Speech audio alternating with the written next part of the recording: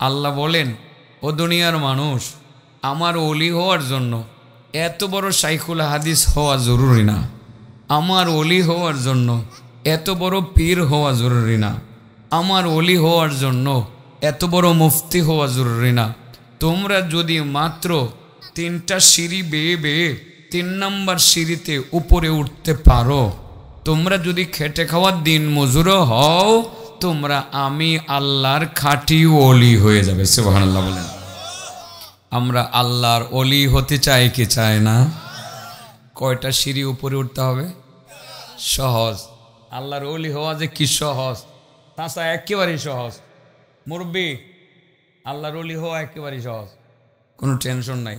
তাছাড়া মনে চাইতেছে না পিছনে বই আওয়াজ করতাম, কেন একটা চেয়ার দেয় বাবাজি এই জায়গাটা তাই করেন। নিজের কাছে বেয়াদবি বেয়াদবি লাগতেছে, কেড়ে জানি খারাপ লাগতেছে আর কি। বলেন আল্লাহর ওলি হওয়ার সিঁড়ি কয়টা? আরে 3টা, মানে 3 বিল্ডিংয়ের 3 সিঁড়ি না, 3টা সিঁড়ি, একটার থেকে একটা দূরত্ব মাত্র 1 ফুট। কয় ফুট? 1 ফুট।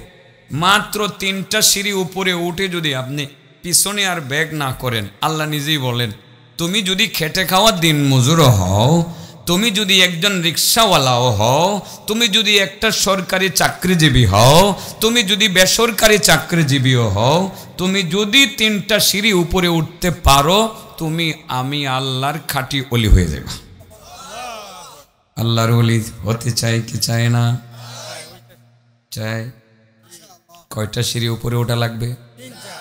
যেই 3টা সিঁড়ি উপরে উঠলে আপনি আল্লাহর ওলি হয়ে যাইবেন, সেই 3টা সিঁড়ি কি? আজ আমরা সকলে মিলে জানতে চাই কি চাই না? আজ না আগামীকাল? নগদ না বাকি? মাশাআল্লাহ। এই 3টা সিঁড়ি উপরে উঠে দেওয়ার পরে আমার মনে হয় আজকে আমার আর কোনো দায়িত্ব নাই।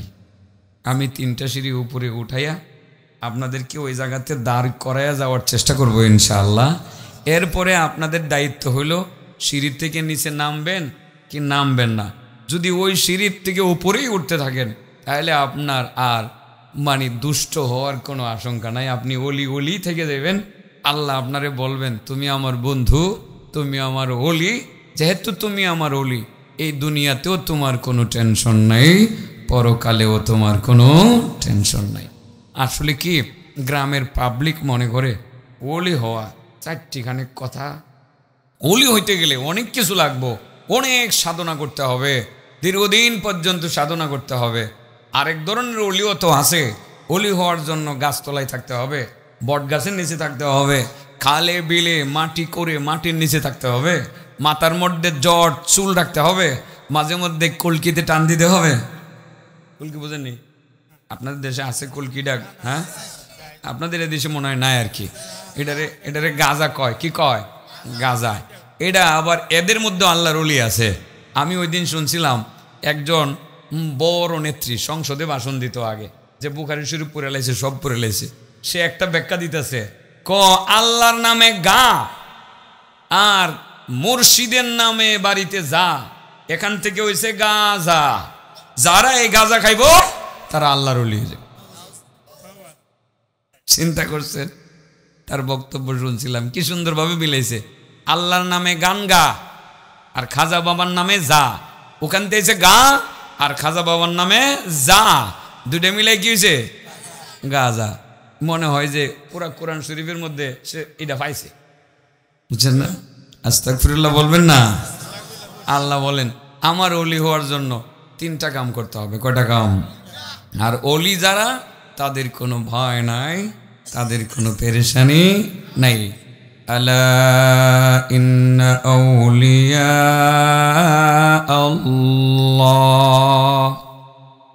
আলা ইন্না আউলিয়া আল্লাহ লা খাউফুন আলাইহিম ওয়ালা হুম ইয়াহজানুন। আল্লাহ বলেন, দুনিয়ার মানুষ, একটি কথা তোমরা ভালোভাবে জেনে রাখবা, আল্লাহর ওলি যারা হবে তাদের কোনো ভয় নাই, তাদের কোনো পেরেশানি নাই। এই দুনিয়াতেও তাদের কোনো ভয় নাই, পরকালেও তাদের কোনো ভয় নাই। এখানে আল্লাহর ওলিদের দু একটা পরিচয় দেওয়া আছে, আমি সামনে আগাইলাম না। একটা হাদিসে কুদসি থেকে আল্লাহর ওলিদের পরিচয়টা অন্যভাবে দেওয়ার চেষ্টা করব। ক্বালান নবিয়্যু সাল্লাল্লাহু আলাইহি ওয়াসাল্লাম, ক্বালান নবিয়্যু ক্বালা রাসূলুল্লাহ সাল্লাল্লাহু আলাইহি ওয়াসাল্লাম, ক্বালা রাসূলুল্লাহ। কিও আমি 3 বার সাল্লাল্লাহু আলাইহি ওয়াসাল্লাম কইছি, একটাও কয় না। হ্যাঁ আপনি কইছেন? চাচাই কইছে, চাচাই কইছে, মুখের দিকে চাই রইছি। অনেকের মুখ লড়ে না চাচা, এই জায়গাতে লড়ে না করে। কিও কি প্রেম করেন করে? নবীর নাম শোনা মাত্র বলবেন সাল্লাল্লাহু আলাইহি ওয়াসাল্লাম। বলেন সাল্লাল্লাহু আলাইহি ওয়াসাল্লাম, সাল্লাল্লাহু আলাইহি ওয়াসাল্লাম। একবার দরুদ পড়লে 10টা রহমত নগদে নাজিল হয়। এই মিয়া, তাইলে এই লসটা অযথা ইচ্ছাকৃতভাবে করার কোনো দরকার আছে? নবীর নামটা শুনেই দরুদটা করে নেবেন। ইচ্ছাকৃতভাবে যদি অবজ্ঞা করে দরুদ না পড়েন তাহলে তো আপনি কৃপণ হয়ে গেলেন। আল্লাহ রাসূল কয়, যার টাকা আছে, পয়সা আছে, খায় না, খাওয়ায় না, মানুষে দেয় না, সে যেমন কৃপণ, আমি নবীর নাম শুনলো মগার দরুদ পড়ল না, সেও কৃপণ। টাকা আছে, পয়সা আছে, খায় না, খাওয়ায় না, ওই কৃপণ যেমন জাহান্নামে যাবে। আমি নবীর নাম শুনলো মগার দরুদ পড়ল না, ইচ্ছাকৃতভাবে অবজ্ঞা করলো, দরুদ পড়ল না, ওই কৃপণটাও দুজখে যাবে। এই জন্য সাবধান, নবীর নাম শোনা লগে লগে কি বলবেন? সাল্লাল্লাহু আলাইহি ওয়াসাল্লাম, সাল্লাল্লাহু আলাইহি ওয়াসাল্লাম। যদি বাবা নবীর নাম শোনা মাত্র আপনি দরুদ পড়েন, অথবা এমনিতে যদি আপনি দরুদ পড়তে থাকেন, দরুদের যে কত লাভ, দরুদের যে কত লাভ।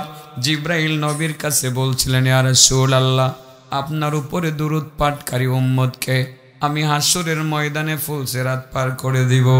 মিকাইল বলছিলেন, ইয়া রাসূলুল্লাহ, আপনার উপরে দরুদ পাঠকারী উম্মতকে আমি হাউজে কাউসারের পানি পান করাইয়া হাসরের মাঠে তার কলিজা ঠান্ডা করে দিব। ইসরাফিল বলছিলেন, ইয়া রাসূলুল্লাহ, আপনার উপরে দরুদ পাঠকারী উম্মত যারা দরুদ পাঠ করবে আমি তাদের জন্য কোটি কোটি ফেরেশতাদেরকে নিয়ে আসমানে দুয়ার অনুষ্ঠানের আয়োজন করব। আজরাইলও একটা কথা বলছিলেন, কইতাম নি এদিকে যাইতাম, তাইলে আল্লাহর ওলি হওয়ার সিঁড়ি কয়টা?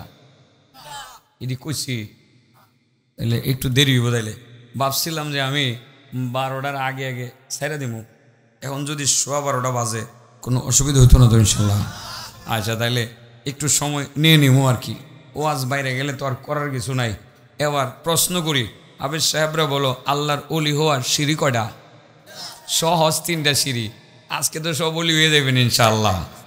আরে নিয়ত করবেন, এই যে নিয়তের ওয়াজ করে গেছে না মুরব্বী, নিয়ত করে শুরু করবেন 3টা কাজ। সম্ভব, এখান থেকেই সম্ভব, মোটেও কঠিন না, আজকেই সম্ভব। কিন্তু নিয়তটারে সাচ্চা করে শুরু করবেন। আল্লাহ তার ওলিদের তালিকায় আপনার নামটা আজকে রাত্রে লিখে দিন। আমার কথা না তো, আল্লাহর নিজের কথা। নবী যে বলছেন হাদিসে কুদসি, হাদিসে কুদসি মানে আল্লাহর কথাটা নবীর মুখ দিয়ে আমাদেরকে শোনাইছেন। এই নবীর নামটা কইতে গিয়ে তো দুরুদের কথা এসে গেছে। এই জন্য দুরুদের কথা একটু বলেই ফেলি। দুরুদ পড়লে আজরাইলে যে আপনারা কি কামনা করবো, আচ্ছা আজকে এটাই দরকার, তাহলে আজকে এটা কইলই কতক্ষণ হাদিসই কমু, হাদিসের বাইরে কোনো কথা আমি বলবো না। দরকার আছে কোরআন হাদিস সামনে থাকতে, অন্যদিকে আর কোনো কথা বলার দরকার আছে? কোনো প্রয়োজন নাই। আর আপনারা তো বুঝতেই পারতেছেন, মোটামুটি আমার গলাটা আজকে অনেক সুন্দর না? হ্যাঁ, কথা মনে হয় যে খুব সুন্দর করে বাইরিতেছে না? আমি তো মনে হয় যে এক একটা কথা যে বাইর করতেছি 20 মণ ওজনের একটা পূজা বাইর করতেছি। গলাটা কথা বাইর না আমার, তারপরেও তো দাওয়াত দিছেন, কথা তো রাখতেই। তাইছিলাম আমারে যে দাওয়াত দিছে কেটা আমি লারিয়ে চিনি না। পরে দাওয়াতটা রাখার সময়, রাখার সময় কুচি ভাই গেলে তো বয়াত হয়ে দেন, হুজুর 11:30। তো আমার তো আর কোনো কাম নাই, আমি 10টার আগে আইসা পড়তে পারতাম। পরে 11:30 না কইয়া পরে আজকে 2 দিন যাবৎ বলতেছে হুজুর 11টা বাজে আপনারা দিলাম। পরে 11টা বাজার 5 মিনিট আগে আইয়া এখানে হাজির হয়ে গেছি। পরে দেখি আমার যে দাওয়াত দিছে চিনিবি না কাটা। পরে ওই যে পরিচালক ভাই আছে গিয়া হুজুর আমারে উনি দায়িত্ব দিছে, নিয়ে বয়ে থুয়ে দিছে। এখানে গেছে গা 45 মিনিট মোটামুটি এখানে। তো যেহেতু এনো 45 মিনিট গেছে গা, আর আমি তো অফসর হই, ও এখানে সব কিছু মিলাইয়া আর একটা বেশি হয়ে গেছে গা না। যাই হোক, রাত যেহেতু বেশি হয়ে গেছে গা, আপনাদের কষ্ট দিতাম না। এই দুরুদের কথাটা বললেই পরে আপনাদেরকে 3টা সিঁড়ি বাওয়াইয়া উড়াই দিতে 3 মিনিট লাগবো। কয় মিনিট? খালি বাওয়াইয়া উড়াইয়া দিব। খালি ফিসলাইয়া নিচে না পড়লেই চলবো, ফিসলাইয়া নিচে না পড়লেই চলবো। ওলি হয়ে যাবেন, আল্লাহ নিজেই লিখা দিয়ে দিব যে তুমি আমার ওলি। খাজা মঈনুদ্দিন চিশতি উপরে লিখতো না, নিচে লিখতো, কারণ এরা তো বড়, বুঝছেন না? হ্যাঁ, বড় ওলি। এরপরে আব্দুল কাদের জিলানী রহমতুল্লাহ আলাই, শাহজালাল ইয়ামানি, শাহ পরান, শাহ মাকদুম, শাহ আরিফিন, ওনাদের পরে লেখক না। আল্লাহর ওলিদের তালিকায় আমার নামটা যদি একেবারে সবার নিজেও তাহে আমার কোনো আপত্তি নেই। 1 নম্বর নিচেও যদি তাহে একেবারে সবার নিচে আল্লাহর ওলিদের তালিকায় আমার কোনো আপত্তি নেই। আপনাদের কোনো আপত্তি আছে? মানে এই তালিকায় নামটা থাকলেই চললো, ঠিক আছে না? 3rd ডিভিশন পাইও যদি ওলি হওয়া যায় আর কোনো আপত্তি নাই ইনশাআল্লাহ। এই 3টা সিঁড়ি উঠাই দিব। দুরুদের ওয়াজটা করতাম, মনে চাইছে করে লই। মসজিদে নববীর নাম শুনছেন? এটা কোন জায়গায়? চিটাগাঙ্গে নাকি মদিনায়? মদিনায়, মদিনায়, মদিনায়, মদিনায়। মসজিদে নববী কোথায়? মদিনায়। মসজিদে নববীতে আমার নবীর রওজা, নবী এটার ভিতরেই শুয়ে রয়েছে, মসজিদে নববীর ভিতরে শুয়ে রয়েছে সাল্লাল্লাহু আলাইহি ওয়াসাল্লাম। তো আমার নবীর ওখানে গেলে নামাজ পড়া নবীর রওজাটা জিয়ারত না করলে কেমন লাগবো? দিলটা যে কেমন লাগে, ও কবে যাবো নবীর রওজাত, নবীর একটা সালাম দিতাম। কি যে একটা ভালোবাসার টান জন্মায় হেন গিয়া, মনে হয় ভালোবাসার ঢেউ খেলতে দেয় অন্তরের ভিতরে, এরম এরম এরম এরম করে আর কি। এই ভালোবাসাটা ও আজ করে বোঝানো যাইব না। একটা গেট আছে, গেটটার নাম হলো বাবুস সালাম। ওই বাবুস সালাম গেট দিয়ে ঢুকে গিয়ে আমার নবীর রওজাটারে বাম দিকে পাওয়া যায়। ফাইলে গিয়া নবীর সাথী আছে, আবু বকর আছে, উমর আছে, আরেকটা জায়গা খালি আছে, ওখানে গিয়ে আমার নবীর রওজাটারে দেখা সালাম দেই আমরা। আসসালাতু আসসালামু আলাইকা ইয়া রাসূলুল্লাহ, আসসালাতু আসসালামু আলাইকা ইয়া হাবিবাল্লাহ, আসসালাতু আসসালামু আলাইকা ইয়া রাহমাতাল লিল আলামিন। ওখানে গিয়ে নবীরে সালাম দেওয়া লাগে। আর সালাম দিলে যে অন্তরের মধ্যে ভালোবাসার মহব্বতের ঢেউ খেলতে থাকে, ও আজ করে সেটা বোঝানো যাবে না। এই দরজা দিয়া ঢুকা, এই দরজা দিয়ে বের হওয়া যায় না, সামনের দরজা দিয়ে বের হওয়া লাগে। সামনের দরজা দিয়ে বের হইলে বাম দিকে আরেকটা দরজা আছে, ওই দরজাটাকে বলা হয় বাবে জিবরিল। ওই দরজার মধ্যে আমার নবী বসা আছেন। এই দরজা দিয়া জিবরাইল আমার নবীর কাছে আসতো, আয়েশা ওহী নাজিল করতো। এই দরজার মধ্যে আমার নবী একদিন বসে আছেন, তাকায় দেখেন 4 জন লোক আইতেছে। কয়জন লোক? পোশাক একই রকম, সাদা পোশাক। তাদের মানে মনে হয় যে কাতার সোজা করে আসতেছে, কাঁধে কাঁধে কাঁধ মিলিয়ে ফিস ফিস করে কথা বলতে বলতে আসতেছে। লোক 4 জন দেখতে একরকম, হাঁটে যে একই সিস্টেমে হাঁটে, 1 ইঞ্চিও কম বেশ করে না। কাইক যে দেয় একেবারে মাইপা কাইক দেয়। 4 জনের কাইক একেবারে সমান সমান, সুবহানাল্লাহ বলেন। দূর থেকে আসতেছে, কিন্তু আমার নবী তো চিনে না। নবী কই, এরা কোত্থেকে আইতেছে রে? 4 জন মানুষ দেখতে সেম ক্যাটাগরির, একই সাথে হাঁটতেছে, কাঁধে কাঁধে কাঁধ মিলিয়ে ফিস ফিস করে কথা বলতে বলতে আসতেছে। লোকগুলো কারা? বাড়ি কই? কোত্থেকে আসতেছে? দূর থেকে আমার নবী চিনতেছেন না। কাছাকাছি আসার পরে নবী প্রথম জনের চিনে ফেলছেন, ও জিবরাইল এনে আইছে। কেডা? এরপরে ছায়া দেখে মিকাইল, 3 নম্বরে ছায়া দেখে ইসরাফিল, 4 নম্বরে ছায়া দেখে আজরাইল। আমার নবী রাসূল করিম সাল্লাল্লাহু আলাইহি সাল্লামের ভিতরে একটু টেনশন ঢুকছে। কি টেনশন ঢুকছে? জিবরাইল তো আসেই, ওখানে আসে, মিকাইল আসে কেন? মিকাইলের কাপ তো বৃষ্টি, ঝড়, তুফান এগুলো দেওয়া, তাইলে কি আজকে আমরা এলাকাতে তুফান হইব নাকি? এরপরে বুঝলাম মিকাইল না আসলোই তো ইসরাফিলের কাম তো সিংগাই ফুৎকার দিলে পৃথিবীটা ধ্বংস হবে, এটা হলো তার কাজ। তার কাজ হলো সিংগাই ফুৎকার দিয়ে পৃথিবীটাকে ধ্বংস করে দেওয়া, কিয়ামত করে দেওয়া। তাহলে কি আজকে কিয়ামত হয়ে যাবে নাকি? নবীর ভিতরে এই প্রশ্নগুলো ঘুরপাক খাচ্ছিল। এর ভিতরে সায়াদে আবার আজরাইল। আজরাইলের কাম তো গলার মধ্যে সিফাদা ধইরা জান্দা বাইর করে লয়ে যাওয়ার গা। তাইলে কি আজকে আজরাইলে আমাদের উম্মত যা আছে সবার জান কবজ করে নিয়ে যাবনি? ভিতরে এরকম একটা টেনশন থাকার কথা না? চারজনে কাঁধে কাঁধে কাঁধ মিলিয়ে ফিস ফিস করে কথা বলতে বলতে আমার নবীর দিকে এগিয়ে চলছে, কাছাকাছি এসে গেছে। কাছাকাছি এসে এবার তিনজনে আর বরাবর হাঁটে না, একজনের পিছনে আর একজন এসে গেছে। সামনে জিব্রাইল, পিছনে মিকাইল, এরপরে ইসরাফিল, এরপরে আজরাইল। আজরাইল 4 নম্বরে থাকলেই ভালো, ঠিক আছে না? আজরাইল প্রথম আইলে এটা কেটা আমরা পছন্দ করবো, হ্যাঁ? আর আইতো চাইলে ধরে রাখতে পারবো কেটা? পারবো? পারতো না। জিব্রাইল সামনে আইসা আমার নবীর এবার সালাম দিল, আসসালামু আলাইকুম ওয়া রাহমাতুল্লাহি ওয়া বারাকাতুহু ইয়া রাসূলুল্লাহ। আমার নবী সালামের জবাব দিয়ে বললেন, ভাই জিব্রাইল, অন্যদিন তুমি শুধু একা আসো, আজ তোমার সাথে আরো 3 জনকে দেখা যায়, কারণ কি? তুমি ওহি নিয়ে আসো। মিকাইল আসলো, কারণ কি? মিকাইলের কাজ হলো বৃষ্টি ঝড় তুফান দেওয়া। আজকে বৃষ্টি ঝড় তুফান শুরু হবে নাকি? ইসরাফিলের কাজ হলো সিংগাই ফুৎকার দিয়ে পৃথিবীটারে ধ্বংস করে দেওয়া। আজ পৃথিবী ধ্বংস হয়ে যাবে নাকি? আজরাইলের কাজ হলো মানুষের জান কবজ করা। আজ আজরাইল আমাদের কারো জান কবজ করে নিয়ে যাবে নাকি? জিব্রাইল বলেন, ইয়া রাসূলুল্লাহ, ইয়া হাবিবাল্লাহ, আমি মূলত আমার মনের কথাটা বলতে পারবো। 4 জনে কাঁধে কাঁধে কাঁধ মিলিয়ে ফিস ফিস করে কথা বলতে বলতে আসছি, কথা সত্য। প্রত্যেকেই পার্সোনাল কথা বলছিলাম, কিন্তু কারো মনের কথা আমরা কেউ জানি না। আমি কেন আসলাম? আমি আমার মনের কথা জানি। আমি মিকাইলের মনের কথা জানি না, আমি ইসরাফিলের মনের কথা জানি না, আমি আজরাইলের মনের কথা জানি না। আমি শুধু আমার মনের কথাটাই জানি, সেটা আমি বলতে পারবো।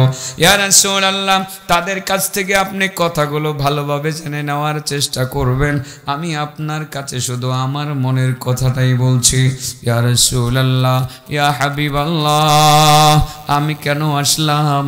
আমি আসার কারণ হলো আমি আপনাকে মূলত একটা সুসংবাদ প্রদান করার জন্য এসেছি। আল্লাহ রাব্বুল আলামিন আপনাকে ভালোবাসেন। আপনার উম্মতগুলো কারপার সাথে যারা আছে, আপনার উম্মতগুলোকেও আল্লাহ ভালোবাসেন, যেই কারণে আমিও আপনাকে ভালোবাসি। আমি আপনার উম্মতগুলোকেও ভালোবাসি। আপনার উম্মতের ব্যাপারে আমার পক্ষ থেকে একটা সুসংবাদ আছে, সেটা হলো আপনার যে সমস্ত উম্মতেরা আপনাকে ভালোবাসবে, আপনার তরিকা মতে জিন্দেগি যাপন করবে, আপনার ভালোবাসার বহিঃপ্রকাশ ঘটানোর জন্য মহব্বত করে করে বেশি বেশি দুরূদ শরীফ পাঠ করবে। আসরের ময়দান যেদিন কায়েম হবে, যেদিন ফুলসেরাত কায়েম হবে, যেই ফুলসেরাত হবে 30,000 বৎসরের রাস্তার চুলের মতো হালকা এবং ভয়ঙ্কর ধারালো হবে, হীরার চেয়েও বেশি ধারালো হবে। সেই 30,000 বৎসরের রাস্তা পার হইতে গিয়ে যখন অসংখ্য উম্মত দ্বিখণ্ডিত হইয়া জাহান্নামের আগুনে পড়ে যাবে, সেদিন আমি ফুলসিরাতের পারে দাঁড়িয়ে থাকব। আপনার উপরে দরুদ পাঠকারী উম্মতকে দেখা মাত্র আমি চিনব, চেনা মাত্র আমি তার হাতে ধরব, তার হাতে ধরে আমি বিজলির মতো ফুলসিরাত পার করে দিয়ে একেবারে জান্নাতের দরজা পর্যন্ত দিয়ে আসব। এবারও কি দরুদ পড়তে মনে চাইতো না?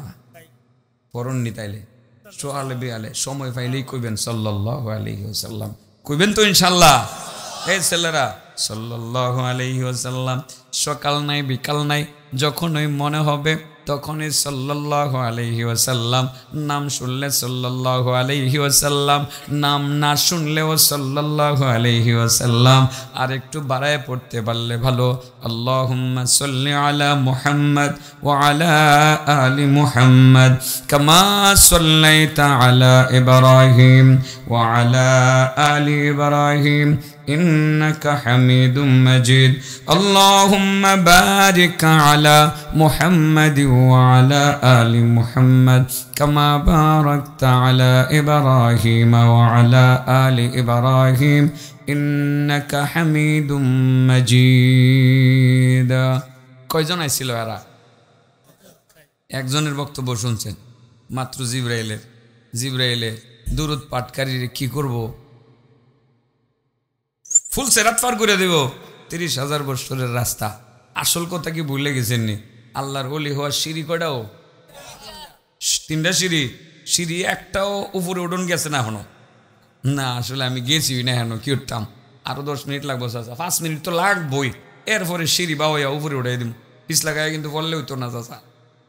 রেডি? আল্লাহু আকবার।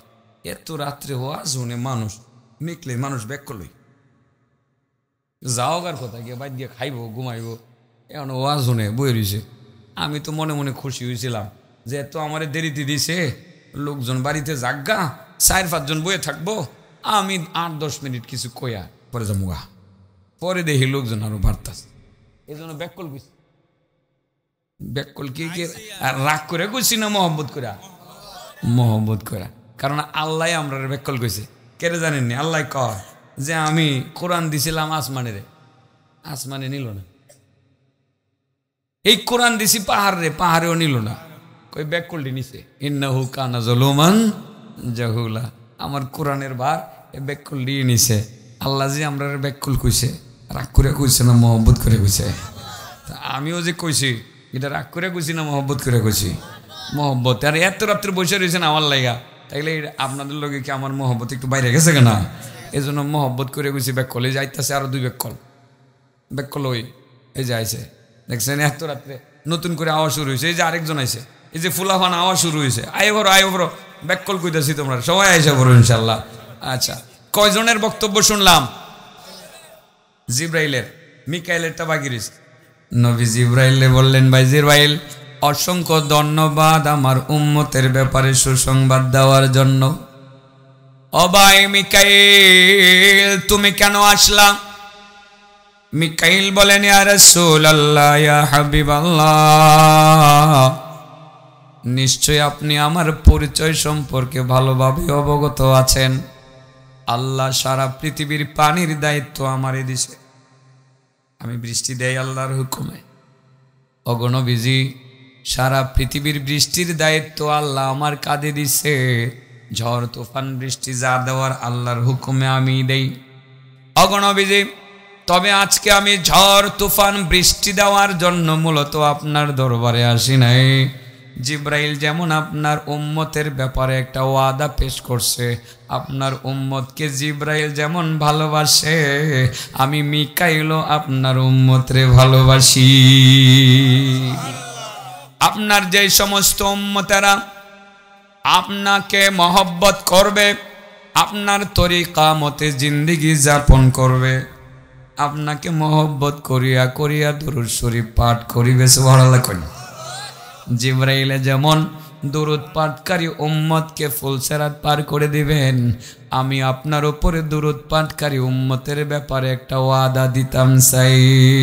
হাশরের ময়দান যেদিন কায়েম হবে, সূর্য যখন মানুষের মাথার কাছাকাছি থাকবে, সূর্যের তাপে যখন মানুষের মগজ গলতে গলতে নিচে নিক্ষিপ্ত হবে, পানির পিপাসায় কলিজা শুকিয়ে যাবে, কলিজা শুকিয়ে ফেটে চৌচির হয়ে যাবে, পানি পানি বলে চিৎকার করেও যখন মানুষ কোথাও কোনো পানি পাবে না, সেদিনকার কঠিন ময়দানে, হাশরের ময়দানে আমি আপনার উপরে দরুদ পাঠকারী উম্মতকে খুঁজে বেড়াবো। আপনার যে সমস্ত উম্মতেরা আপনাকে ভালোবাসবে, আপনার তরিকা মতে জিন্দেগি যাপন করবে, ভালোবাসিয়া মহব্বত করিয়া ভালোবাসিয়া আপনার উপরে বেশি বেশি দুরূদ শরীফ পাঠ করবে, হাশরের ময়দানে আমি সেদিন হাউজে কাউসারের পারে দাঁড়িয়ে থাকব, আপনার উপরে দরুদ পাঠকারী উম্মতকে আমি দেখা মাত্র চিনব, চেনা মাত্র তার হাতে ধরব, তার হাতে ধরে আমি তাকে হাউজে কাউসার থেকে পানি উঠাইয়া ঠান্ডা পানি পান করাইয়া তার কলিজা ঠান্ডা করে দিব। দরুদ পড়ননি? আর তো কিপটামি করতে মন চাইতো না। হ্যাঁ, সাবধান, নবীর নাম শুনলেই সাল্লাল্লাহু আলাইহি ওয়াসাল্লাম, না শুনলেও মাঝে মধ্যে বলবো সাল্লাল্লাহু আলাইহি ওয়াসাল্লাম। কয়জনের বক্তব্য শুনছি? আইছিল কয়জনেরা? 4 জন। ইসরাফিলেরটা বাকি রয়েছে। তাছাড়া আপনার কপাল যে কত ভালো আজকে, আপনি তো কুইয়া ওয়াজটা বাড়াইছেন, আপনি যে কইছেন পড়ছি ইলিগা আমার ওয়াজটা বাইরে গেছে গা। হ্যাঁ, কপাল কত ভালা। তাছাড়া দোয়ার আয়োজন করে না মানুষ, এতিমখানার মধ্যে গিয়ে 5,000 6,000 টাকা লইয়া গিয়ে হুজুর এটা ছাত্ররে খাওয়াই দিয়েন আর আমরা লাগে একটু দোয়া করে দিন, ঠিক আছে না? দোয়াটা কবুল হইতে পারে, নাও হইতে পারে। আমার কাছে দোয়া চাইলে 500 টাকা হো দিলেন, আমারে অনেক কিছুই দিলে। আজকেও একজনে কেটা জানে হাত মিলে টাকা দিছে, হয় দিছে 500 টাকা দিছে। এটা আমি যে দোয়া করলাম, আমার দোয়াটা কবুল হইব কি হইতো না এটার কোনো গ্যারান্টি আছে? গ্যারান্টি নেই। কিন্তু বাবাজি একটা কথা মনে রাখবেন, আপনার জন্য যদি দোয়ার ব্যবস্থা আসমানে হয়, কোন জায়গাতে হয়? কোটি কোটি ফেরেশতারা যদি আপনার জন্য দোয়া করে, কেন কি দোয়ার আয়োজন করতে গেলে কি টাকা পয়সা দেন লাগে? আমিতি, আপনারা আমিতি দেন নাই, কি দেন? জিলাপি দেন, আপনারা কি দেন? গজা গজা গজা গজা। আপনাদের এলাকার গজাটা খাইতে ভালোই আসলে। গজা গজা নরসিংদীতে দেয় আমিতি। ভাই সাহেব কি দেয়? আমিতি চিনেননি আপনারা? জিলাপির মধ্যে মোটা ডিজিটি, এটা আমিতি কয়, আমিতি দেয়। তো এই যে দোয়ার আয়োজন করলে শুক্রবার দিন মসজিদে আমিতি দেওয়ান লাগে বা দেয়, আবার হুজুরে 500 টাকা দেওয়ান লাগে, 1000 টাকা দেওয়ান লাগে, ঠিক আছে না? আসমানে যদি দোয়ার ব্যবস্থাটা করেন, সেখানে ফেরেশতারা কোনো টাকা পয়সা দেওয়ান লাগবো? কোনো আমিতি, মিষ্টি, গজা গজা, আল্লাহ যা গাজা যে হইছে না। হ্যাঁ, তাহলে হেরারে কিচ্ছু দেওয়ান লাগতো না। কোটি কোটি ফেরেশতারা যদি আপনার লাগে দোয়া করে, দোয়াটা কবুল হইবনি? হ্যাঁ, কিন্তু আমারে যে এতটি টাকা দিলেন আর দোয়া করলাম, আমার দোয়াটা কবুল হবে কি হবে না যথেষ্ট সন্দেহ আছে। হইতেও পারে, নাও হইতে পারে। কিন্তু ফেরেশতারা যদি আপনার জন্য দোয়া করে, এই দোয়া 100% কবুল হয়ে যাবে, ঠিক না ঠিক? এবার দেখেন আসমানে আপনার জন্য দোয়ার ব্যবস্থা হয়ে যাবে। একটা কাম করবেন, কোটি কোটি ফেরেশতারা আসমানে আপনার জন্য দোয়া শুরু করে দেব। যতক্ষণ পর্যন্ত আপনার পক্ষে দোয়াটা কবুল না হবে, ততক্ষণ পর্যন্ত ফেরেশতারা হাত নামাইতো না। আল্লাহ কইব হাত নামাও না গেরে মাহবুদ, নামাইতাম না, তাড়াতাড়ি কারপাশার তোমার ওই আব্দুল করিম নামের বন্ধটারে মাফ করো। যতক্ষণ পর্যন্ত মাফ না করবা, ততক্ষণ পর্যন্ত হাত নামাইতাম না। এই ব্যবস্থাটা হয়ে যাবো এক্ষণই। মনে আছে হেরা কয়জন ছিল? 4 জন। এবার 3 নম্বর ইসরাফিল না? নবী ডাক দিয়ে বলেন, ইসরাফিল, ও ইসরাফিল তুমি কেন আসলা? জিব্রাইল তোমাকে ধন্যবাদ, মিকাইল তোমাকে ধন্যবাদ। ও ভাই ইসরাফিল তুমি কেন আসলা? তোমার আসার কারণটা যদি বলতা। ইসরাফিল বলেন, ইয়া রাসূলুল্লাহ, ইয়া হাবিবাল্লাহ, জিব্রাইল আপনার উম্মতরে ভালোবাসে, মিকাইলও ভালোবাসে, আমিও ভালোবাসি। শুধুমাত্র জিব্রাইল ভালোবাসে, আপনার উম্মতরে ভালোবাসে না। আমি ইসরাফিলও আপনার উম্মতরে ভালোবাসি। আপনার উম্মতের ব্যাপারে একটা কমিটমেন্ট আমি পেশ করার জন্য আসছি। আপনার যে সমস্ত উম্মতেরা আপনাকে ভালোবাসবে, আপনার তরিকা মতে জিন্দেগি যাপন করবে, আপনাকে মহব্বত করিয়া বেশি বেশি দুরূদ শরীফ পাঠ করবে, দুরূদ শরীফ পাঠ করার লগে লগে আমি লক্ষ লক্ষ ফেরেশতাদের একটা কাফেলা নিয়া আল্লাহর দরবারে হাজির হইয়া যাইব। আপনার উপরে দরুদ পাঠকারী উম্মতের জন্য দোয়ায়ে মাগফিরাত করতে থাকব, যতক্ষণ পর্যন্ত আল্লাহ দরুদ পাঠকারী উম্মতকে ক্ষমা না করবে, ততক্ষণ পর্যন্ত আমি আর আমার বন্ধু বান্ধব কোটি কোটি ফেরেশতারা হাত নামাইব না। সুবহানাল্লাহ বলেন। তার মানে মিয়া সাহেব টিয়া পয়সা যারা আছে এরা না মসজিদ মাদ্রাসাত গিয়া হাদিয়াটা দিয়ে দিয়া দোয়ার আয়োজনটা করবো, এমনও তো বহুত লোক আছে 10 টাকা হাদিয়া দিয়া দোয়ার আয়োজন করতে পারতো না। আপনার জন্য ব্যবস্থাটা করে দিলাম, আপনি নবীর উপর দুরূদ পড়ে নেবেন, আপনার দোয়ার ব্যবস্থাটা কার ভাষায় এতিমখানা থইতো না, সরাসরি আসমানি হইব। সুবহানাল্লাহি ওয়া বিহামদিহি। দুরূদ পড়ন্ত নাকি? দেখছেন নি ব্যবস্থাটা কি চমৎকার ব্যবস্থা। আমি কি কথাগুলো নিজ থেকে বানায় বানায় বলতেছি নাকি হাদিসের কথা বলতেছি? মনে রাখেন, যদি মনটা চায় যে দোয়ার ব্যবস্থাটা আসমানে একটা আয়োজন করে লাই, দোয়ার ব্যবস্থা করে লাই, তাহলে খালি মহব্বতের সহিত একবার দুরূদ পড়ে নেবেন, সাথে সাথে আপনার জন্য আসমানে ফেরেশতারা গুলুয়ে হাত উড়াই দিব, আল্লাহ মাফ করো, আল্লাহ মাফ করো, আল্লাহ মাফ করো, তোমার বান্দারে মাফ করে দাও। মাফ না করলে থামতাম হয় না, থামতোই না যতক্ষণ পর্যন্ত আল্লাহ মাফ না করে থামবে না। সুবহানাল্লাহ বলেন। ফেরেশতাদের দোয়া কবুল, ডাইরেক্ট না ইনডাইরেক্ট? তাকাদুস সামাওয়াতু ইয়াতাফাত্তারনা মিন ফাওকিহিন্না ওয়াল মালাইকাতু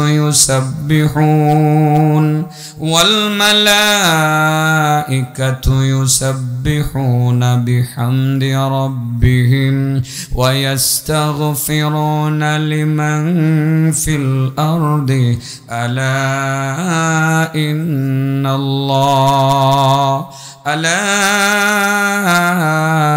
ইন্নাল্লাহ হুয়াল গফুরুর রহিম।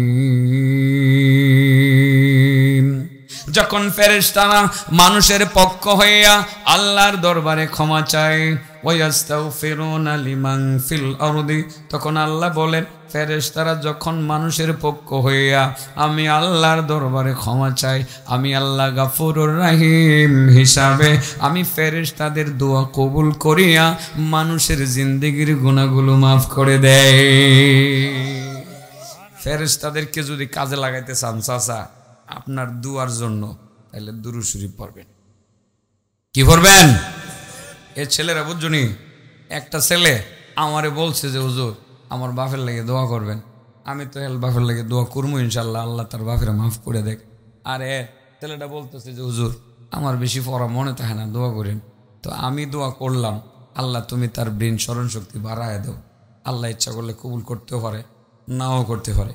কিন্তু এই ছেলেটারে আমি বলে দিলাম, জানি না তুমি কই আছো, তুমি তোমার জন্য আসমানে দোয়ার ব্যবস্থা করে লাও, দৈনিক 10 বার তুমি দুরূদ পড়ো, সকালে বিকালে 10 বার দুরূদ পড়ো। তোমার আসমানের মধ্যে দোয়ার ব্যবস্থাটা তুমি করলে ইনশাআল্লাহ তোমার ব্যাপারে যেই জন্য ফেরেশতারা দোয়াটা করব এটা কবুল হয়ে যাইব গা। এই জন্য দুরূদে শক্তি আল্লাহর হুকুমে অনেক বেশি। একটা কথা মনে রাখবেন ভালো করে, হাদিসে তাও আছে, মানুষ যে দোয়া করে এই দোয়ার শুরুতে মাঝে বা লাস্টে যদি কোথাও দুরূদ না থাকে, দোয়া আসমানে উঠে না। দোয়া কোথায় উঠে না? আসমানে উঠে না। এই জন্য আপনার আমার দোয়া কবুল করানোর জন্য তো দুরূদ লাগবেই। এখান থেকে পড়বেন নি, মুখ লড়বনি নাকি? মনে রাখেন, করা কথা কিন্তু কইলাম।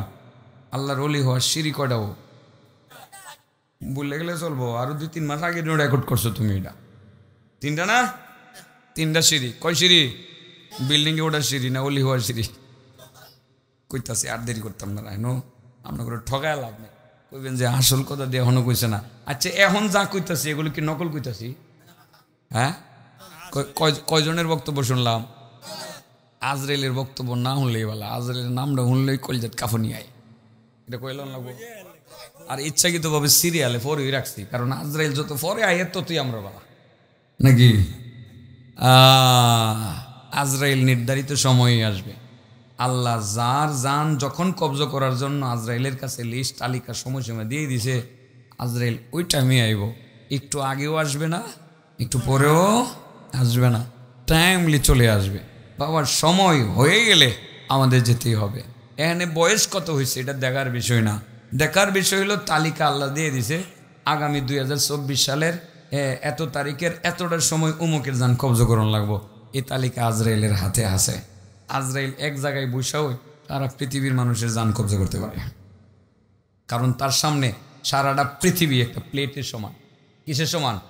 আমরা যেমন এক জায়গা থেকে বসে একটা প্লেটের যে কোনো কর্নার থেকে খাবার গ্রহণ করতে পারি, আজরাইল তিনি এক জায়গায় বসে সারা পৃথিবীর সমস্ত মানুষের জান কবজা করতে পারে। এই ক্ষমতা আল্লাহ আজরাইলে দিয়ে দিছে। 4 নম্বরে আজরাইল আছে। আমার নবী আর এবার আজরাইলে কয়, ভাই আজরাইল ভাই তুমি কেড়ে আইছো? তুমি কে আইলা ইয়া রাসূলুল্লাহ? ভয় পাওয়ার কোনো কারণ নাই। নিশ্চয়ই আপনি আমার দায়িত্ব সম্পর্কে ভালোভাবেই জানেন যে আমি মানুষের জান কবজ করার দায়িত্বে নিয়োজিত আছি।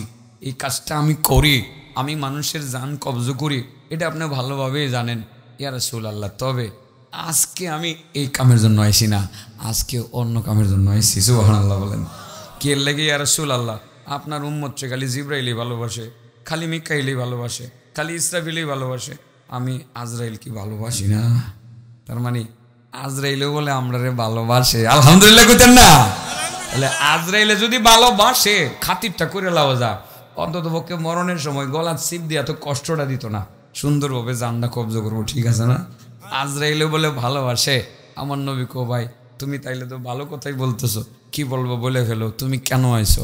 ইয়া রাসূলুল্লাহ, আপনার উম্মতের ব্যাপারে জিবরাইলে যেরকম আপনার উম্মতের ব্যাপারে একটা কমিটমেন্ট দিছে যে আপনার উপরে দুরূদ পাঠকারী উম্মতকে ফুলসিরাত পার করে দিবে, মিকাইল যেরকম একটা ওয়াদা দিছে দুরূদ পাঠকারী উম্মতকে হাউজে কাউসার থেকে পানি পান করিয়ে কলেজে ঠান্ডা করে দিবে, আর ইসরাফিল যেমন কথা দিছে দুরূদ পাঠকারী উম্মতের জন্য আসমানে দোয়ার ব্যবস্থা করবে, বিনা পয়সায়, বিনা খাবারে, বিনা গজায়, হ্যাঁ, দোয়ার ব্যবস্থা করবে। ঠিক আপনার উম্মতের ব্যাপারে আমারও একটা এরকম মহব্বতের ও আদার কথা আছে। সুবহানাল্লাহ বলেন। ইয়া রাসূলুল্লাহ, ইয়া হাবিবাল্লাহ, আমি মানুষের জান কবজ করি, বড় কষ্ট দেই, আমার কোনো দয়া নাই, আমার কোনো মায়া নাই। যদি আমার দয়া মায়া থাকতো বাবার চোখের সামনে থেকে সন্তানের জান আমি কবজ করতে পারতাম না। কারণ সন্তান যখন মৃত্যু যন্ত্রণায় ছটপট ছটপট করতে থাকে, বাবা মা চোখের পানি ফেলে দিয়ে বলে, আল্লাহ তুমি প্রয়োজনে আমারে লইয়া যাও, আমার আদরের সন্তানটারে থইয়া যাও। কয় কি কয় না? এটা এই কথাটা শুধু মা বাবাই বলতে পারে, আর কেউ বলতে পারে না। এই ছেলে এই কথাটা শুধু মাই বলতে পারে, এই কথাটা শুধু বাবাই বলতে পারে, আল্লাহ আমারে লইয়া যাও, তবু আমার ছেলেটারে থুইয়া যাও। যেই মা বাবা এই কথা বলতে পারে, আল্লাহ আমারে লইয়া যাও, আমার ছেলেটারে থুইয়া যাও, এই মা বাবার লগে বেয়াদবি করলে শান্তি পাইবা? শান্তি পাইবা? জীবনে বেয়াদবি করবা? সাবধান, আজকে থেকে তওবা করো, মা বাবার লগে বেয়াদবি করতাম না, আজকে থেকে তওবা করো। আমি মা বাবার ওয়াজ আজকে করলাম না, অনেক সময় চলে যাইতেছে, আমি কেমনে কেমনে দেখতে দেখতে ঘড়ির কাটাকালি বাঁচতে আছে, আমি এখনো সিঁড়ি তুড়াইতাম পারতেছি না, বিল্ডিংয়ে ওঠার সিঁড়ি না, ওলি হওয়ার সিঁড়ি। কারলি আল্লাহর অলি, আল্লাহর অলির আর কোনো ভয় নাই, কোনো পেরেশানি নেই। আয় পড়তেছে আর 2 মিনিট জাগা, আজরাইলের বক্তব্য শূন্য লয়। আজরাইল বলেন, ইয়া রাসূলুল্লাহ আমার কোনো দয়া মায়া নাই, দয়া মায়া থাকলে বাবা মার চোখের সামনে থেকে সন্তানের জান কবজ করতে পারতাম না, কারণ বাপেও কান্দে মাও কান্দে। আমার যদি কোনো দয়া মায়া থাকতো আমি সন্তানের সামনে থেকে বাবা মায়ের জানও কবজ করতে পারতাম না। যখন সন্তান দেখে বাবা ছটপট করতেছে চলে যাবে, সন্তান চোখের পানি ফেলে দিয়ে বলে, আল্লাহ আর কয়টা দিন আমার বাবারে রেখে যাও, বাবারে আর কয়টা দিন দেখতাম। সন্তানের চোখের পানি টল টল করে পড়ে। ইয়া রাসূলুল্লাহ আমার যদি দয়া মায়া থাকতো সন্তানের সামনে থেকে বাবার জান আমি কবজ করে আনতে পারতাম না। সত্যি আমার কোনো দয়া নাই, আমার কোনো মায়া নাই। আমি যখন মানুষের জান কবজ করি আমি প্রচণ্ড রকম ব্যথা দেই, প্রচণ্ড রকম কষ্ট দেই। একটা বকরিকে জীবন্ত চামড়া তার পায়ের দিক থেকে টেনে ছিঁড়ে মাথার দিক থেকে বের করে ফেললে বকরিটা জীবিত অবস্থায় যে কষ্টটা পাওয়ার কথা, একটি মানুষের জান কবজ করার সময় সেই লোকটাকে আমি এর চেয়েও আরো অনেক বেশি কষ্ট দিয়ে থাকি। তবে ইয়া রাসূলুল্লাহ, ইয়া হাবিবাল্লাহ আপনার উম্মতের ব্যাপারে আমার একটা বক্তব্য আছে।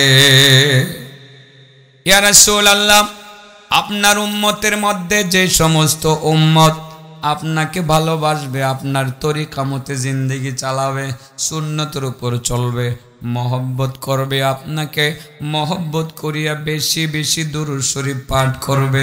জিবরাইল যেমন দুরূদ পাঠকারী উম্মতকে ফুলসেরাত পার করে দিবেন, মিকাইল যেমন হাউজে কাউসারের পানি পান করায় দিবেন, ইসরাফিল যেমন আসমানি উম্মতের জন্য দোয়ার আয়োজন করবেন, আপনার উপরে দুরূদ পাঠকারী উম্মতের ব্যাপারে আমারও একটা ওয়াদা আছে।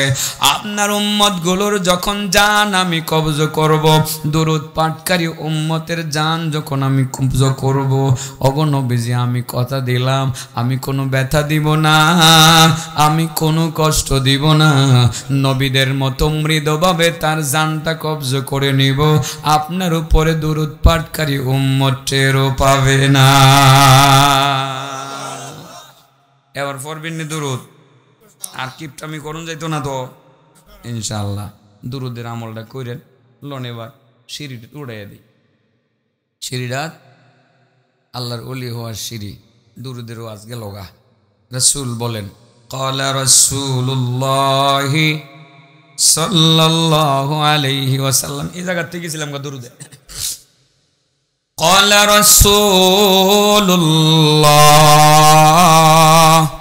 সাল্লাল্লাহু আলাইহি ওয়াসাল্লাম قال الله تبارك وتعالى ثلاث من حافظ عليهن كان ولي حقا ومن ضيعهن كان عدوي حقا।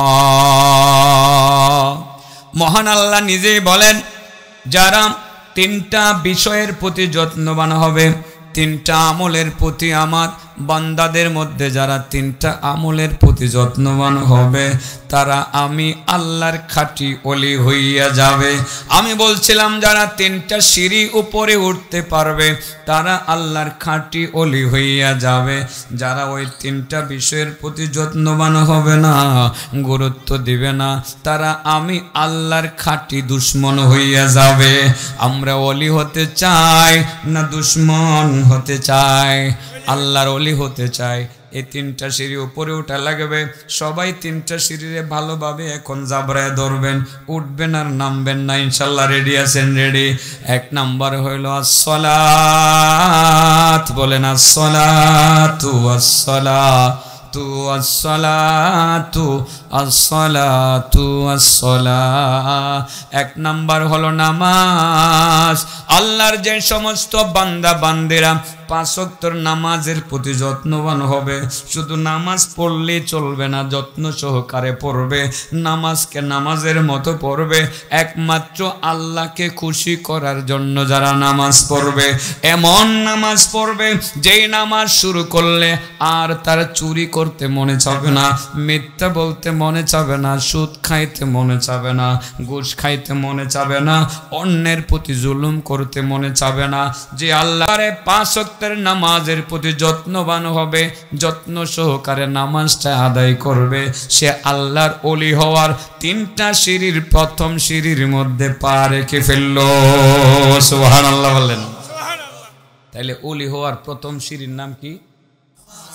আবার কোন? ওলি হওয়ার প্রথম সিঁড়িটার নাম কি? নামাজ। তাইলে যদি কেউ কয় যে নামাজ পড়ি না, পড়তারি না, কিন্তু ইমানটা ঠিক আছে, হ্যাঁ, এটা বন্ড না? বন্ড। নামাজ ছাড়া আল্লাহর ওলি হওয়া যায়, কিন্তু এই দেশে বহুত আল্লাহর ওলি আছে নামাজ পড়ছে না। এ বলে জীবনে একবার নামাজ, ল্যাংটা বেটা মরছে, পরে খাজা বাবা আল্লাহর ওলি, দয়াল বাবা, এই বেটার অনেকে সেজদা দেওয়া শুরু করে। নামাজ ছাড়া আল্লাহর ওলি হওয়ার কোনো পথ খোলা নাই। আল্লাহ নিজেই কইছে সিঁড়ি হইতো তিনটা, পড়লে সিঁড়ির নাম হইল নামাজ। নামাজ না ধরলে এখান থেকে সে আউট, আমার ওলি হইতে পারবে না। তাইলে নামাজ কি শুধু শিক্ষিত লোকরাই পড়বো আর হুজুররাই পড়বো? পাবলিক পড়তো না? হ্যাঁ, যেই পাবলিক হই নামাজটা ধরে লাইব ঠিকঠাক মতো, সে আল্লাহর ওলি হওয়ার প্রথম সিঁড়িতে উঠে গেল। আর মাত্র দুইটা সিঁড়ি উপরে উঠলে আল্লাহ নিজে কয় সে আমার খাঁটি ওলি হইয়া গেল। নামাজ পড়ন তো, নামাজ পড়ন। নামাজের যে কত লাভ কইতাম তো মনে চাইতেছে, সময় বেশি হয়ে গেছে আর জানেও দিতেছে না। আমার বুঝতেই তো আছেন মাইকটাও একটু অসুস্থ আজকে আমার মতো, মাইকটাও বেশি সুস্থ না, ছোটো ফুলাবান মানুষ বেশি সুস্থ না আর কি। আমি তো বুঝতেছি এটা কেমন সুস্থ, বুঝেন না, গলা হোগায়া মোগায়া আমার একেবারে বুক পর্যন্ত হোগাইলে এবার বাবা করছে। আচ্ছা যাই হোক, কোনো অসুবিধা নাই, মেশিনারি জিনিস এটা এরকম হইব, একদিন ভালো হইব আরেকদিন মন্দ হইব। সেটিংটা ভালো না দিতে পারলে একটু সমস্যা হয় আর কি। মোটামুটি সেটিংটা ভালো দিতে পারলে কথাবার্তা বলতে খুব একটা বেশি কষ্ট হয় না। তো আজকে হইতেছে, করার তো কিছু নাই বাবা। আল্লাহর ওলি হওয়ার সিঁড়ি কয়টাও ছোট বাবজি কয়টা? 1 নম্বরে যে কি নামাজ পড়েন তো, হ্যাঁ সারা রাত ওয়াজ হইনে গিয়া ফজরের নামাজ পড়লাম না, আল্লাহর ওলি হইবেন নাকি? আল্লাহর দুশ্মন হইবেন? তাহলে রাত 2টা পর্যন্ত বয়ান চালাই গেলাম, ফজরের নামাজের সময় একেবারে কম্বল দিয়ে নাক ডাকে ঘুমাইলেন, ওলি হইবেন নাকি শয়তান হইবেন? নামাজ পড়বেন তো ইনশাল্লাহ। আচ্ছা দেখি 1 নম্বর সিঁড়িতে কারা পাও রাখছে আর ফিসে যাইতো না, পাও ফিসলে নিচে পড়তো না, দেখি হাত উঠে কাটা কাটা নামাজ ঠিক মতো দূরে লাইবেন, দেখেন তো দেখি। আল্লাহ তুমি কবুল করে লইও। আর কয়েকটা হাত একটু আস্তে আস্তে উঠছে আর কি, এই যে এবার উঠাইছে, নামো এবার নামো, আলহামদুলিল্লাহ আলহামদুলিল্লাহ। ইয়ো নামাজটা দূরে লাইব বাবা, নাইলে এই ওয়াজ করে লাভ কি? এই ওয়াজ করে লাভ কি? পয়সা খরচ হয়েছে, সময় ব্যয় হয়েছে, কষ্ট হয়েছে এই একটা মাহফিল আয়োজন করতে। মোটামুটি 60-70 হাজার টাকা তো খরচ হয়ে যাবো, এটা স্বাভাবিক। এর কমে তো একটা মাহফিল সারণ যায় না। মেহমান আইলে খরচ দেওয়ান লাগে, গাড়ি ভাড়া দেওয়ান লাগে, কিছু আদিয়া দেওয়ান লাগে, স্প্যান্ডেল, মাইক, স্টেজ, এরপরে আপনার আছে খাওয়া দাওয়ার আয়োজন, প্রচার প্রপাগান্ডা, মাইক, এরপরে জেনারেটর, খরচ আছে, কিন্তু যাতায়াত খরচ আছে, অনেক খরচ। এত কিছু খরচ করে যদি মানুষে ওয়াজ বুঝাইতাম না পারি আর মানুষ নামাজি হই না হয়, এই রকম ওয়াজ পড়ানের চেয়ে না পড়ানি বালা। ঠিক আছে না? তাহলে নামাজ পড়েন তো ইনশাল্লাহ। 1 নম্বর সিঁড়ির নাম কি? নামাজ। 2 নম্বর সিঁড়ি তো সামনে রেডি। 2 নম্বর সিঁড়ি কি? আর মেয়ের সব তো মিলাই ওয়াজ করতেছি আমি। গত রাত্রে আল্লাহর নবী নামাজ আইন না আজকের দিনে আমরা দিয়ে দিছে না, এটা বুঝছেন তো, মেরাজের রাত গেছে না গত রাত? হ্যাঁ এর আগেরটা, গত আজকের দিনটা গেছে মেরাজ, নাকি গতকালের দিনটা গেছে মেরাজের দিন। যাই হোক একদিন আকপিস হয়ে গেছে আর কি। তো আল্লাহর নবী তো নামাজ দিয়ে গেছে, আমরা নামাজ আমরা পাইছি, নামাজ আমরা ধরলাম। 2 নম্বর হইল, 2 নম্বর সিঁড়ির নাম হইল সিয়াম। 2 নম্বর সিঁড়ির নাম কি? সিয়াম। কি ওই যে আব্দুল করিমের বড় ছেলে সিয়াম না? কোনটা কোনটা? রোজা। এটা কি গেছে কেন আইতাছে সামনে, যে এই যে মিলেনি রোজা। যারা রোজা শুধু রাখে না, যত্নবান হয়ে রাখে, আল্লাহ তোমারই খুশি করবার লাগে রোজা রাখতাছি, মানুষের দেখাইবার লাগে না। সিঁড়ি 2টা উঠতে গেছেন গা, কয়টা উঠছেন? নামাজ, রোজা। অলি হইতে এত কিছু লাগে না তো। নামাজ ওই এমন ইবাদত, নামাজটারে যদি যত্ন সহকারে আদায় করন যায়, সারা জীবনে সুদের টাকা খাইতে মন চাইতো না, আরেকজনের জমির আইল কাটার মনে চাইতো না, নিজের বোনের হক ঠকাইতে আপনার মনে চাইতো না। বুঝতে পারছেন? নামাজ তো নামাজ ওই যত্ন সহকারে পড়তে হইব। 2 নম্বর হইল রোজার প্রতি যত্ন করুন লাগবো। কটা গেছে? হ্যাঁ 2টা। 3 নম্বর সিঁড়ি উঠাই দিমু। 3 নম্বর সিঁড়ি, আল্লাহু আকবার। 3 নম্বর সিঁড়ি অল গুসলু মিনাল জানাবা। সুবহানাল্লাহ বলেন। এই কথাটা বুঝতে 1.5 মিনিট সময় লাগবে। কয় মিনিট? 1.5 মিনিট। অল গুসলু মিনাল জানাবা, জানাবাতের গোসল, দ্যাট মিন শরীরটা নাপাক হয়ে যাওয়ার পরে পবিত্রতা অর্জন করার জন্য যে গোসলটা করা হয়, এই গোসলটারে বলে জানাবাতের গোসল। এটাকে আমরা এক কথায় বলি ফরজ গোসল। বলেন কি বলি? ফরজ গোসল। আরো সহজে বলি পবিত্রতা। কি বলি? পবিত্রতা। এবার কোন আল্লাহর ওলি হওয়ার সিঁড়ি কয়টা? বলে নামাজ, রোজা, পবিত্রতা। নামাজ, রোজা, পবিত্রতা। 3টা যদি ঠিকঠাক মধ্যে রাখতারেন, সবসময় যদি উজুর হালতে থাকেন, নাপাক শরীর নিয়ে যদি না ঘুরে বেড়ান, যদি পবিত্র হালতে থাকতে মনে চায়, উজু ছাড়া চলতে মনে চায় না, উজুর হালতে থাকতে মনে চায়, শরীর নাপাক হয়ে গেলে সাথে সাথে পবিত্রতা অর্জন করার মানসিকতা অন্তরে লালন করেন, নামাজের প্রতি যদি খালি যত্নবান হইতে পারেন, আর যদি রোজার প্রতি যত্নবান হইতে পারেন, আর যদি পবিত্রতার উপরে যত্নবান হইতে পারেন, আল্লাহ নিজেই কয় তুমি আমি আল্লাহর খাঁটি ওলি হইয়া গেলা। সালাসুম মান হাফাযা আলাইহিন্না কানা ওয়ালি হাক্কা ওয়া মান দাইয়াহুন্না কানা আদুওয়ি হাক্কা। الصلاة والصيام والغسل من الجنابة আল্লাহর নবী বলেন, মহান আল্লাহ নিজেই বলেছেন, হাদিস কুদসি আল্লাহ নিজেই বলেছেন, যারা আমার যে সমস্ত বান্দা বান্দিরা মাত্র 3টা বিষয়ের প্রতি বিশেষ যত্নবান হবে, তারা আমি আল্লাহর খাঁটি ওলি হইয়া যাবে। আর যারা ওই 3টা জিনিসের প্রতি যত্নবান হবে না, অবজ্ঞা করবে, তারা আমি আল্লাহর খাঁটি দুশ্মন হয়ে যাবে। আল্লাহর ওলি হতে চাই না দুশ্মন হতে চায়। তাহলে 3টা সিঁড়ি উপরে ওঠা লাগবে।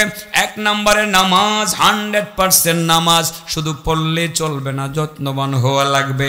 এমন নামাজ পড়া লাগবে যেই নামাজ পড়ার পরে আর কোনো অন্যায় গুনাহ করতে মনে চাবে না।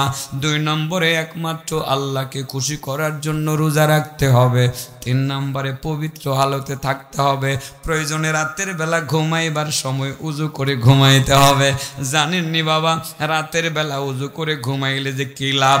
আল্লাহ রাসূল বলেন, আব্দুল্লাহ ইবনে ওমর থেকে বর্ণিত হাদিস, রাসূল বলেন, মামবাতা তাহিরান ফি শিআরিহি মালাক ফালাম ইয়াস্তাইকিজ ইল্লা ক্বালাল মালাক আল্লাহুম্মা ইগফির লি আবদিকা ফুলান ফাইন্নাহু বাতা তাহিরা।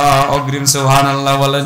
আল্লাহর নবী বলেন, আল্লাহর নবী সাল্লাল্লাহু আলাইহি ওয়াসাল্লাম বলেন, আল্লাহর যে বান্দা রাতের বেলা ঘুমানোর আগে পবিত্র হালতে ঘুমায়, মানে উজু করে ঘুমায়, উজু করে ঘুমায়, মামবাতা তাহিরান আই মুতাওয়াজ্জিয়ান, যে ব্যক্তি উজুর হালতে ঘুমায়, ফি শিআরিহি মালাক, আল্লাহ রাব্বুল আলামিন তার মাথার পাশে একজন ফেরেশতা নিয়োগ দিয়ে দেন। সুবহানাল্লাহ বলেন। সারা রাত ওই ফেরেশতা তারে পাহারাদারি করে, সারা রাত তার মাথার পাশে দাঁড়াইয়া দাঁড়াইয়া তার পাহারাদারি করে। ফালাম ইয়াস্তাইকিজ ইল্লা ক্বালাল মালাক আল্লাহুম্মা ইগফির লি আবদিকা ফুলান ফাইন্নাহু বাতা তাহিরা। সারা রাত ওই ফেরেশতা পাহারাদারি করে। সকালবেলা ফজরের আজানের সময় যখন ওই বান্দা ঘুম থেকে জাগে, এখনো পর্যন্ত উঠে দাঁড়ায় না, মাত্র জাগছে, চোখ খুসলাইতে আছে, ওই সময় ফেরেশতা আল্লাহর দরবারে বলে, আল্লাহ, তোমারে বান্দা উজু করে ঘুমাইছিল, যেই কারণে তুমি সারা রাত তাকে পাহারাদারি করার দায়িত্ব আমার কাঁধে দিছিলা। মাবুদ, তোমারে বান্দারে পাহারা দিলাম, তোমারে বান্দি কমলা বেগম রে আমি পাহারা দিলাম, তোমার বান্দা আব্দুল করিম রে আমি পাহারা দিলাম। ওগো আল্লাহ, তোমার বান্দা এখনো উঠে দাঁড়ায় নাই, সারা রাত পাহারা দেওয়ার সুবাদে তার সাথে আমার একটা খাতির মহব্বত জন্মাইছে। ওগো আল্লাহ, তোমার বান্দা এখনো উঠে দাঁড়ায় নাই, তোমার বান্দা উঠে দাঁড়ানোর আগে তুমি তার জিন্দেগির গুনাহগুলো মাফ করে দাও। ফেরেশতার দোয়া কবুল না কবুল? ডাইরেক্ট না ইনডাইরেক্ট? আগে বলছিলাম ফেরেশতাদের দোয়া ডাইরেক্ট কবুল হয়ে যায়। এজন্য পবিত্রতা অর্জনের মধ্যে অনেক কল্যাণ আছে। আল্লাহ রাসূল সেটাও বলেছেন।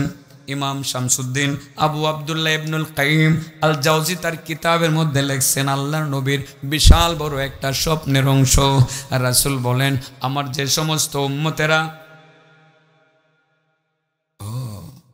এবারে দি বুদ্ধি আছে মাথা, পুরান সাল বাতে পারে, পুরান সাল কি পারে, ও বাতে পারে, এটা কই দিন লাগবো। আসলে পুরান সাল যে বাতে পারে এটা সময় বোঝা যায়। অনেক পাবলিক তো আছে, যাকে আমি কইতেছি, যেটা মুরব্বী কইছে, 1 মিনিট কই। আমার নবীর আরেকটা কথা, বিশাল বড় হাদিস, এটা মনে হয় যে 8-10 পৃষ্ঠা হাদিসটা। এই হাদিসের একটা অংশ বলছি।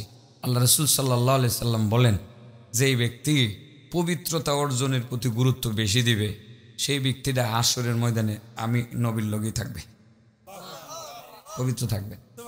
মুরব্বী বলছে কি, গোসলের ফরজটা কয়ে দিবার লাগে। ফরজ গোসলের অনেকেই ফরজ জানে না, ঠিক আছে না? হ্যাঁ, 1 নম্বরে জানে কি করা, গড়গড়ার সহিত কুলি করা, পরে নাকে পানি, নরম জায়গা পর্যন্ত পানি পৌঁছানো। 3 নম্বর সমস্ত শরীর ভালোভাবে ধৌত করা। এলে 1 নম্বর কুলি করা, এমনি করলে তো না, গড়গড়া করতে হবে, ঠিক আছে না? এরপরে নাকে পানি দিব, নরম জায়গা পর্যন্ত পানি পৌঁছতে হইব। 3 নম্বর সারাটা শরীর ভালো করে ধুতে হইব। এই 3টা হইল ফরজ। ফরজ গোসলের সময় 3টার কোনো একটা না হইলে গোসলটা হইতো না, গোসলটা না হইলে নামাজটা হইতো না। কথা বুঝছেন নি? এটা মাথায় রাখতে হইব। এসব বিষয় কিন্তু আমরা ওয়াজে বলি না। ওয়াজে গেলে সুন্দর সুন্দর কাহিনী কইয়া হাসায় কান্দায় জায়গা। উজুর ফরজ কয়টা? গোসলের ফরজ কয়টা, তায়াম্মুমের ফরজ কয়টা, এগুলো আমরা বলি না, এগুলো আসলে বলা উচিত। আমি উজুর ফরজটা বললে ওয়াজ করছি এক জায়গা, হ্যাঁ আজকে আবার এই এই পুরান সাইলের কারণে গুজুলুল ফরজটাও বলা সম্ভব হইল আর কি।